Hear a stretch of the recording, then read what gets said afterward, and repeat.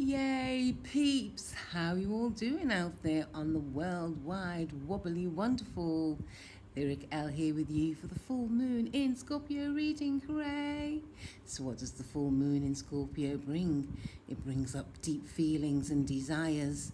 Scorpio rules the 8th house of other people's resources, how we merge together with others, how we do business, how we cooperate, how we speak about our deep feelings. See where Scorpio is in your chart. So this full moon will be at 17 degrees of Scorpio, and so it's bang in the middle. So we're going to be feeling some issues that may need to be addressed. They may be from years ago, or they may be just happening quite recently. So see where that is in your chart. So Scorpio is ruled by Mars and Pluto. Now Mars rules Aries also. Aries is the outward expression of Mars, very physical, very driven.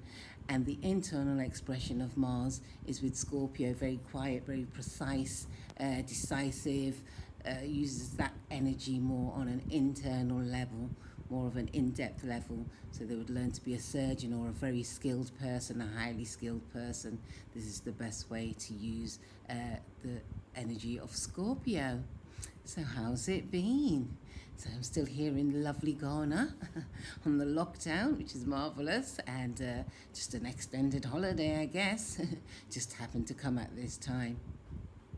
So with Scorpio, like I said, rules the 8th house, rules by Mars and Pluto. It's going to bring up any old issues that need to be healed. Scorpio is very good at keeping secrets. It's one of the most secretive signs, I'd say, out of the zodiac. I'd say Pisces also. Scorpio is a very deep sign and can keep a lot within. They make very good counselors and very good therapists, I would say, because you could literally tell them anything and they would do their best to unearth and bring to the surface. Once we bring something to the surface, it's like we've made space for something else. So on this Scorpio season, I thought I would tell you a story about my life. And so once upon a time, I gave birth to a beautiful baby boy. His name was Benjamin. And I had like a saving scheme for him. I had an education scheme, all these things that you put in place when you're a first mother. And I was so excited. Gave birth to this bouncing baby boy. And he was crawling at around about 5 months. He was like a very exquisite child. And he was walking around furniture around about 8 or 9 months, which is quite early in the baby world. And then at 10 months, he got really sick. And I was thinking, gosh, what's up with this child? Kept going to the doctor. Anyway, he'd caught meningitis. And he was in a coma for 2 weeks. And when he resurrected from this coma, he was a quadriplegic child, which means he couldn't use his arms or his legs. So we mainly talked with eye contact. So I'd hold orange juice in front of him or blackcurrant juice in front of him, and his eyes would choose which one he desired. So this happened around about 10 months of age. And Benjamin lived till he was 11. And so always going in and out of hospital was something that we did regularly. We just always had a bag packed in case we needed to go in for emergency treatment or just for him to see a GP or a surgeon or whatever that was happening at the time. So on this particular day, I packed his bags as normal, as before, like we always do. Okay, bye, we'll be back soon. But this journey was different. So we got into the car, and so I was driving alone with Benjamin in the back seat when he was in his car seat. And he was crying, and he was kind of whimpering. I was thinking, oh my dear, what's up with this child? We need to get this child sorted. So oh, Benjamin, are you okay? I did what I normally did, encourage him. Don't worry, we'll soon be there. Take the pain away, blah, blah, blah. And I'd just go through this kind of thing that had always happened, because it'd been like 10, 11 years now. I've been running up and down into hospitals. So we got to a first set of traffic lights, and the lights turned red, and he was kind of whimpering. And so I thought, I couldn't wait for the traffic lights to change. Anyway, it changed. So I got to a second set of traffic lights, and the lights were red again. But this one was a 4-way street, and I've literally just missed the lights. So that means 4 ways of traffic have to go before me, which can be quite a while. And then all of a sudden, I was looking in the back, calling his name, Ben, don't worry, we'll be all right, we'll be all right. And he just stretched. Now, this boy was very tight-fisted, tight arms, tight elbows, limbs were tight due to what the meningitis had caused. And all of a sudden, he stretched out every digit, every bone, every muscle. He just relaxed and he stretched out like a star jump. And it almost looked like he was flying. I thought, wow, this boy looks like he's going to get up and walk. And he was in a wheelchair. He'd been in a wheelchair for all of his life. And I was looking in the mirror thinking, oh gosh, what's really going on? What's really going on? Anyway, I just thought something was a bit strange, and then he started breathing a bit differently. Little did I know that this was his last breath he was taking. So I just thought, something is a bit weird. So I started honking my horn and going through the red light.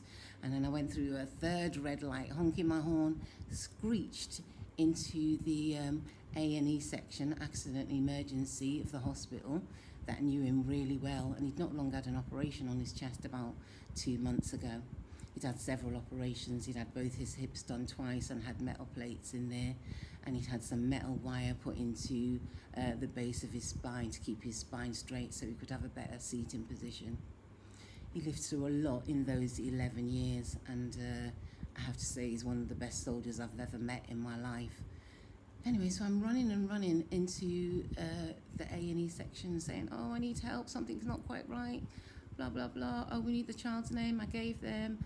And the nurse started running with me. I didn't even know where I was running to. And she took Benjamin off me and ran into this side room. And there was these people, like they were waiting already. And they said, oh, let's lay the child down. So they laid him down. And they cut off all his clothes. I was thinking, oh, my gosh, what's going on? What's going on? And they started to listen out for his pulse and his chest. And they said, oh, but this child's not alive. And I said, what? I think I practically fainted. And I remember one of the nurses practically catching me, and obviously it was a very distressing situation. And I was thinking, well, use your electric shock things to get this whole thing, sorted. And they said, oh, we can't because he's got like steel in his hips and steel in different places. It's going to be like a bad shock to the person whoever's given him this treatment. And so it was absolutely devastating. Anyway, they said, okay, we'll put you in a side room. So they put me in a side room, and I had all these cut clothes. Benjamin had all these cut clothes on him. I said, oh, I need some blankets. He's cold. And the nurse was just looking at me like, your child's not alive, actually. But because they'd had situations like this before, they just gave me some blankets. And then they called my family, and my lovely Libra brother came down. He didn't live too far away from the hospital at that time. And he came down and helped out the situation. So in life, some of us have been through many situations. We just don't have to just tell the whole world about it every time we meet them. Sometimes when the time is right, and it's literally taken about 20 years to tell this story, but I just feel like I'm healed enough to help other mothers who may be newly grieved or who've had more than one of their family members die. So I just hope it gives a bit of hope, and I just think Benjamin's like one of the best soldiers I've ever met, and so this energy keeps me going, this energy of digging deep and looking at myself.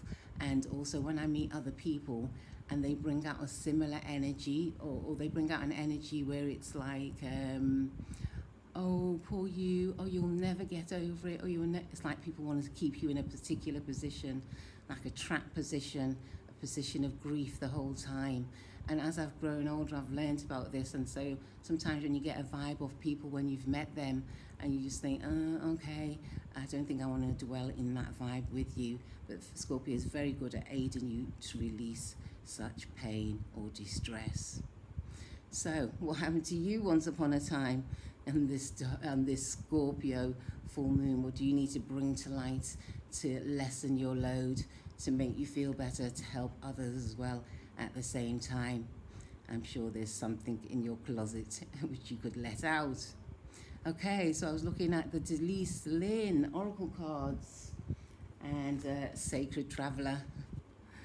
Still always on a journey, always on a journey. And as I shuffled to say, okay, I need some aid in doing this, and I got the top of I got the card that says surrender to the journey, release control. Now, Scorpio is known as the very controlling sign usually, but this is a time where it's blossoming, it's blooming, it's releasing control to the maximum. And this is what we have to do at this time when we're full. We need to release control, allow life to happen, make space for new things to grow, new life to grow. With the fullness of the moon there, and there is a full moon there in the background also. So surrender to the journey within you. Embrace everything that's happened to you, good, bad, ugly. It's all experience. It's all experience. Okay? So let's see what we have. So Scorpios, Cancers, and Pisces. We'll start with the water signs.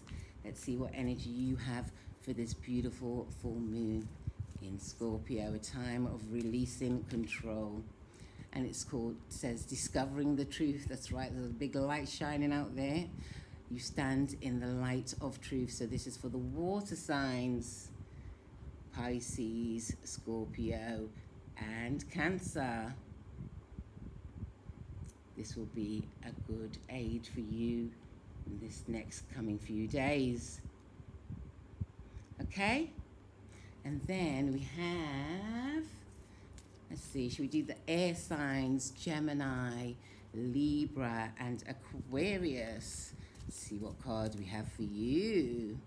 And it says, stepping into power, you are strong beyond measure. There we go. That is for you, air signs. Gemini, Libra, and Aquarius. Is that right? Okay, and then we have the beautiful earth signs, Taurus, Virgo, and Capricorn. Let's see what energy we have for you for this beautiful full moon in Libra. And it says impasse, reflect and redirect your energy. Well, you have the fullness of the moon there to shine on where you need to step into next. So that's for you, earth signs, Taurus, Capricorn, and Virgo. And then we have the fire signs, Aries, Leo, and Sagittarius. Let's see what energies we have for you for this beautiful Scorpio full moon. It's really hot here in Ghana. Day, night, evening, morning. And it says, fellow travelers, support is all around you. There you go. And the card for all of us on this revealing Scorpionic full moon. Let's see what the card for all of us, what the energy is, huh? Release, release, release, control. It's good. The universe has got you. It's got your back and your front, yeah? Always remember that. And the card for all of us is wandering path. Enjoy the journey. Even if the journey seems difficult and hard, at some point in your life you'll see it as experience, and we only can grow from our experiences. Okay, so thank you all for joining me today. I hope you all have a fantastic time in Scorpio. Thank you very much.